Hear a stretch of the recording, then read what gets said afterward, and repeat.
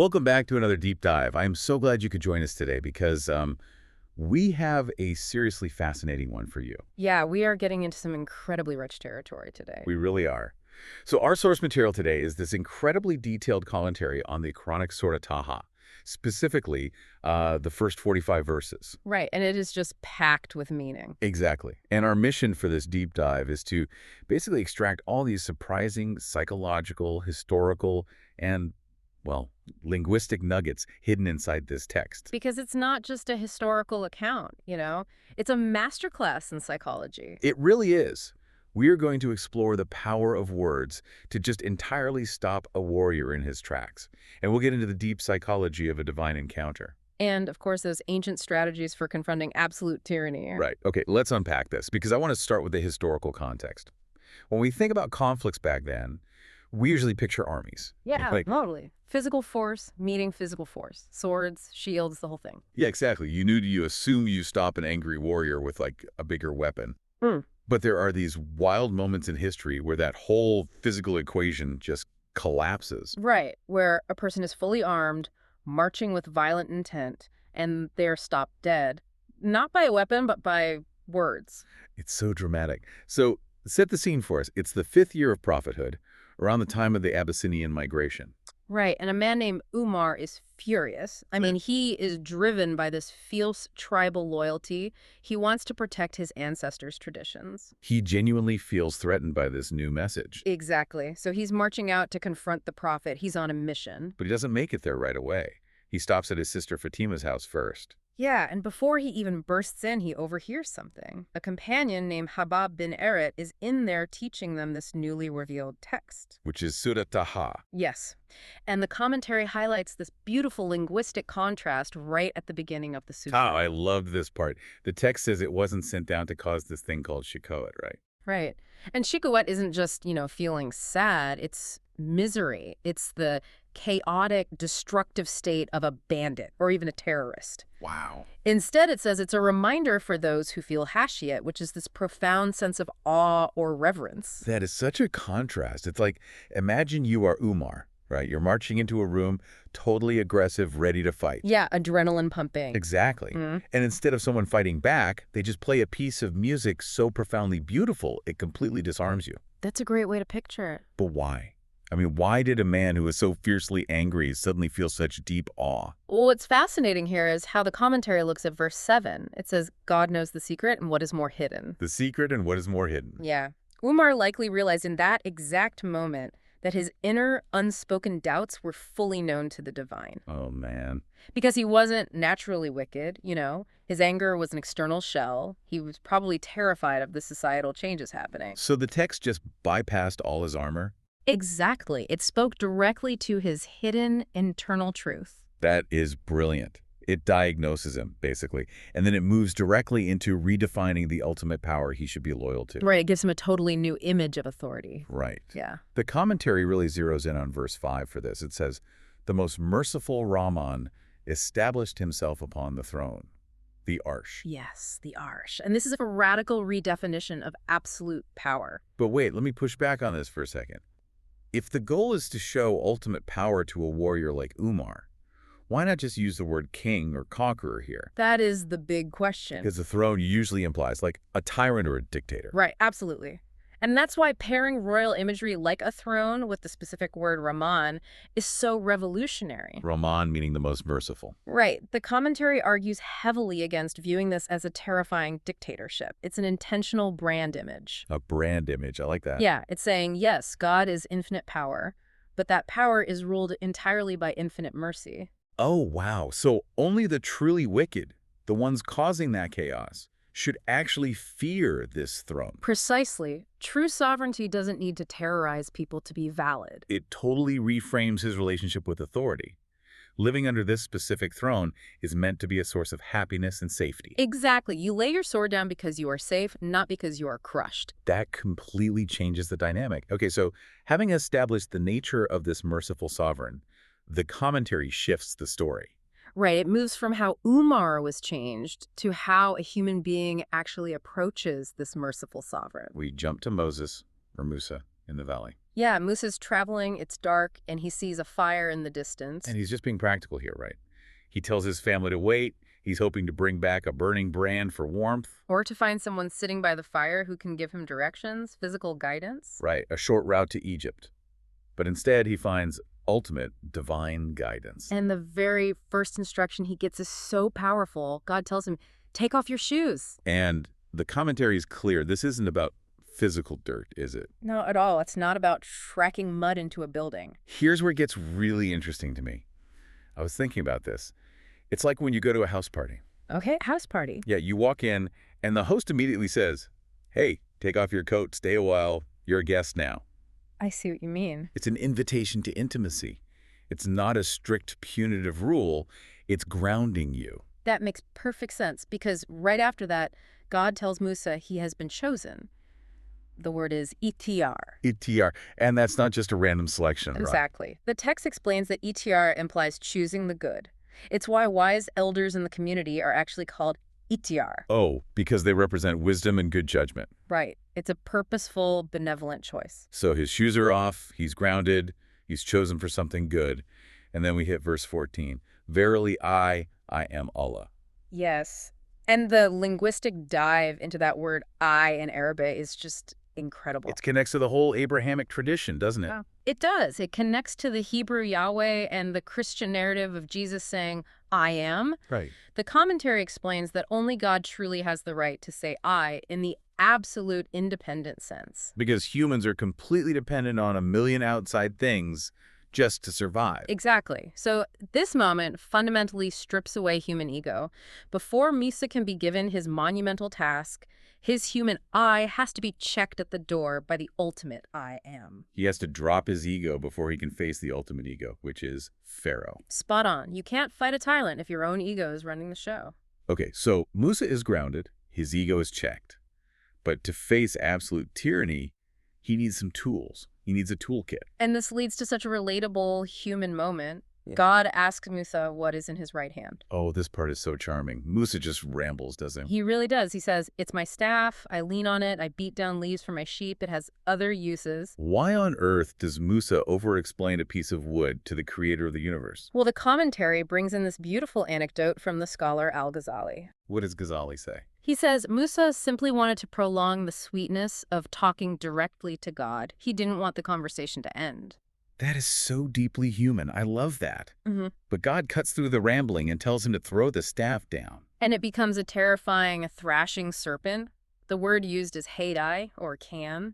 So his reliable walking stick becomes this wild, dangerous thing. Right, it shatters his reliance on his normal physical world. Then he gets the second tool. God tells him to put his hand to his chest. And it comes out shining white, the Yere Beza. Right. And the commentary explains this is a universal symbol, right? A clean slate. Yes, pure, innocent intentions. It stands in stark contrast to Pharaoh's dark, corrupt hand.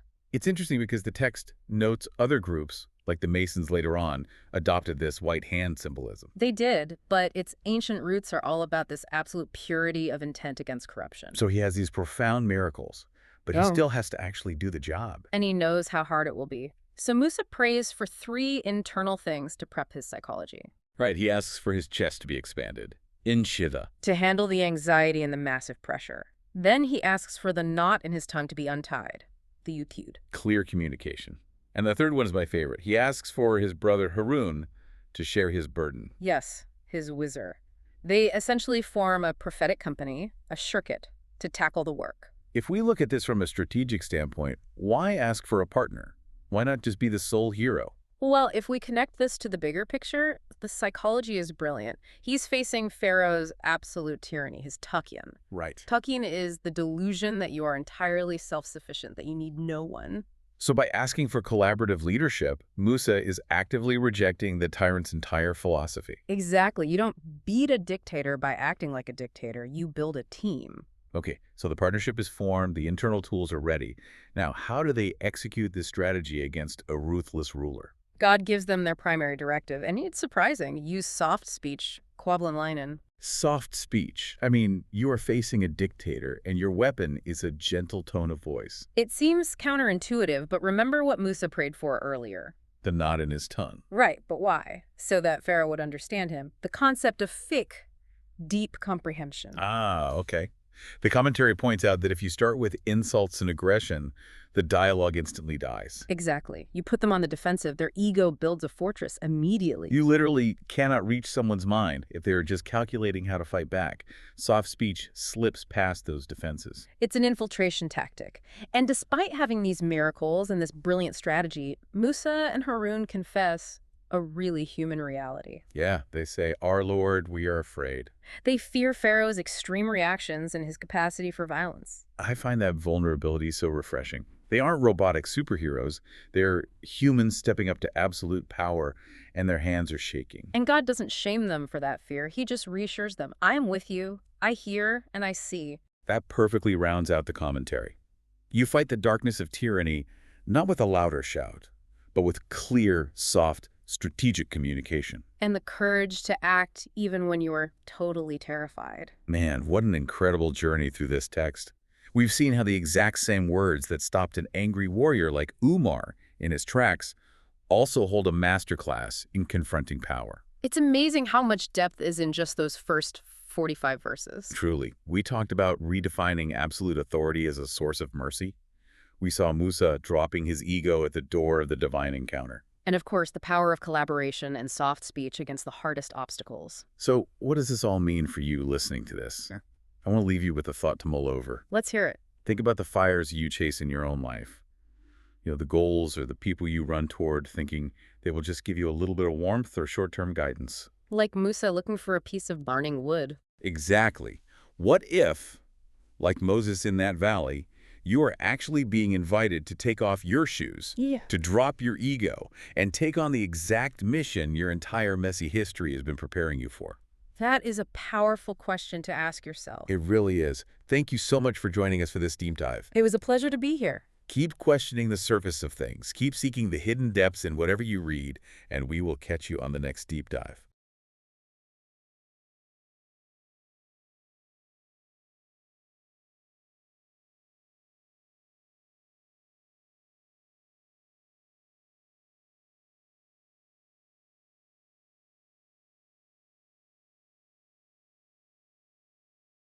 Tarihi ne değiştirir? Bazen bir ordu, bazen büyük bir icat ya da belki de sadece bir avuç kelime. İşte bugün sadece kalpleri değil, tarihin akışını da değiştiren o kelimelerin peşine düşeceğiz.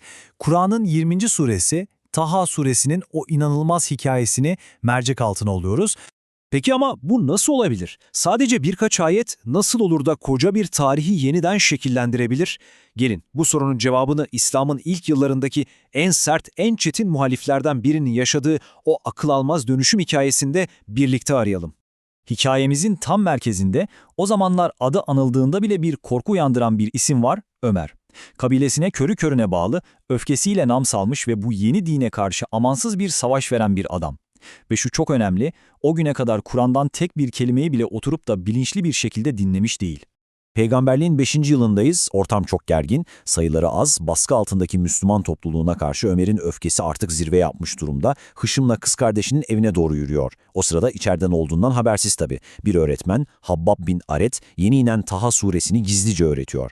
İşte o evin duvarları birazdan tarihin en beklenmedik anlarından birine şahitlik edecek. Kapının aralığından içeri sızan o ayetleri duyduğu an, Ömer adeta donup kalıyor. Çünkü duydukları onun zihnindeki hiçbir şeye benzemiyor. O an kendi kendine fısıldıyor. Yani bizim karşı çıktığımız, savaştığımız şey bu muydu? İşte bu soru o an onun içinde başlayan büyük devrimin ilk kıvılcımı oluyor. Bakın, Ömer'in o gün attığı adım sadece kişisel bir karar değildi. Bu, o küçük ve gizli topluluk için adeta bir milattı. O güne kadar gizli saklı toplanılan Erkam'ın evine artık gerek kalmamıştı. Ömer'in de katılmasıyla sayıları 40'ı bulan o cesur topluluk ilk defa Kabe'nin önüne çıkıp bütün Mekke'nin gözü önünde inançlarını haykıracaktı. Yani bir kişi her şeyi değiştirmişti. İyi ama bu kelimelerin sırrı neydi? En katı kalpleri bile bir anda eriten, en azılı düşmanı bir saniyede en sadık dosta çeviren bu mesajın içinde ne vardı? Şimdi gelin hep birlikte Ömer'i ve haliyle tarihi değiştiren o ayetlere, TâHâ suresinin ilk 8 ayetine daha yakından bakalım. TâHâ gibi anlamı tam olarak bilinmeyen gizemli harflerle başlıyor. Biz bunlara hurufu mukatta'a diyoruz. Bu gizemli başlangıç sanki hemen arkasından gelecek olan o çok net ve sarsıcı mesaja zihnimizi hazırlamak için var. Ve hemen ikinci ayet, o dönemdeki bütün beklentileri altüst eden bir ilkeyi ortaya koyuyor. Sana bu Kur'an'ı mutsuz olasın, bedbaht olasın diye indirmedik. Düşünsenize, dinin genelde bir yük, bir zorluk olarak görüldüğü bir ortamda bu mesaj onu bir kurtuluş ve mutluluk rehberi olarak sunuyordu. Bu tam anlamıyla devrim gibi bir şeydi. Ve 5. ayete geldiğimizde evrenin hakimiyetine dair sarsıcı bir tanım görüyoruz. Rahman arşa istiva etti, yani evrenin tahtına oturdu.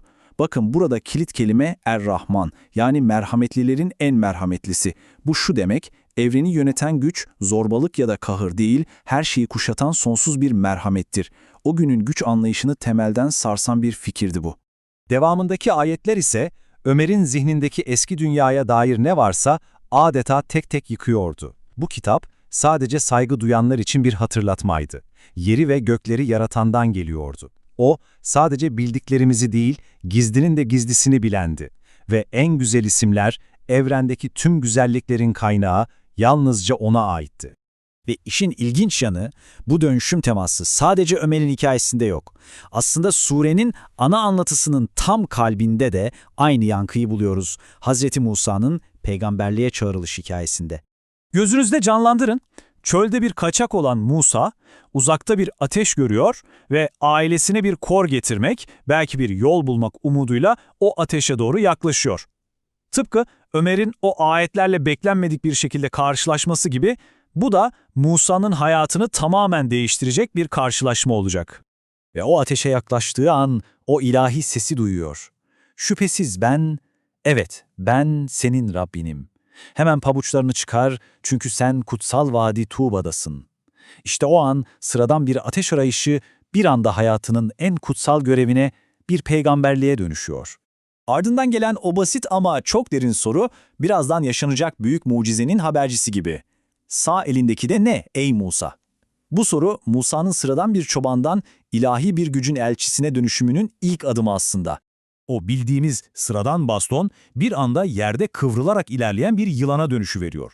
Bu yeni ve ilahi bir gücün sarsıcı bir işareti. Ve tıpkı o asanın dönüşümü gibi Musa'nın kendisi de o an geri dönülmez bir şekilde dönüşüyor. Artık görevi belli. Çağının en büyük zorbasıyla Firavun'la yüzleşecek. Bu o kadar ezici bir görev ki Musa bu yükün altında gücünü ve desteğini bulmak için son derece samimi ve bir o kadar da insani bir duaya sığınıyor. Musa'nın duası aslında stratejik bir yol haritası gibi. Kendi eksiklerinin, sınırlarının ne kadar farkında olduğunu ve ilahi yardıma ne kadar muhtaç olduğunu gösteriyor. Adım adım istiyor. Rabbim, göğsümü genişlet, işimi kolaylaştır, dilimdeki şu düğümü çöz ki sözümü anlasınlar ve bana ailemden bir yardımcı ver. Musa'nın anlaşılır olmak için sözümü anlasınlar diye dua etmesinin hemen ardından bu anlayışın nasıl kullanılacağına dair belki de tüm surenin özünü taşıyan o ilahi talimat geliyor. Görevin büyüklüğünü bir an tekrar hatırlayalım. Karşısındaki kişi kim? Sadece bir kral değil, tüm sınırları aşmış, kendini Tanrı ilan etmiş acımasız bir tiran. İşte bu devasa meydan okuma, birazdan gelecek olan ilahi tavsiyenin ne kadar şaşırtıcı ve devrimci olduğunu anlamamızı sağlıyor. Ve işte o talimat geliyor. Ona yumuşak bir söz söyleyin. Umulur ki öğüt alır veya biraz olsun içi titrer. İşte bu, surenin ve belki de tüm ilahi mesajın kalbi diyebileceğimiz yer. En büyük zorbalığın karşısına bile kaba kuvvetle değil, kalbe dokunacak yumuşak ve dönüştürücü bir sözle çıkmak. Ve bu da bizi bugün bile geçerliliğini hiç yitirmeyen o can alıcı soruya getiriyor. Yumuşak sözler mutlak güce gerçekten meydan okuyabilir mi? TâHâ suresinin merhamet ve iletişimin bu inanılmaz gücü hakkındaki ebedi mesajı sanırım hepimizin üzerine uzun uzun düşünmesi gereken bir konu.